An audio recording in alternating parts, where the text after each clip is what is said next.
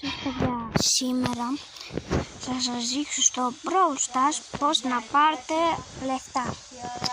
Να, όπως βλέπετε μπαίνουμε εκεί, πατάμε εδώ και πατάμε αυτό εδώ πέρα. Αφού το πατάμε, το γυρνάμε και μου βλέπετε πατάτε Start. Μετά πάλι Start. Και για να πάρετε λεφτά, κοιτάξτε, πατήστε πρώτα Α, ωραία πήρα λεφτά, Β, ωραία πήρα λεφτά, Σ, μετά πάλι Σ και μετά Β, μετά πάλι Β και μετά τελείωσαν. Και όπως βλέπεις παίρνω λεφτά, παίρνω.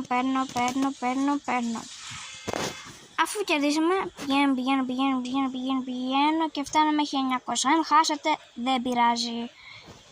Ωραία, πατάς play, πατάς σε open Brawl Stars.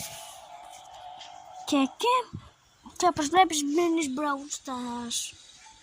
Αφού περιμένεις να μπεις, και επειδή εγώ το έχω δοκιμάσει, δεν θα τα πάρω τα λεφτά, γιατί το έχω δοκιμάσει και έχω πάρει πάρα πολλά λεφτά.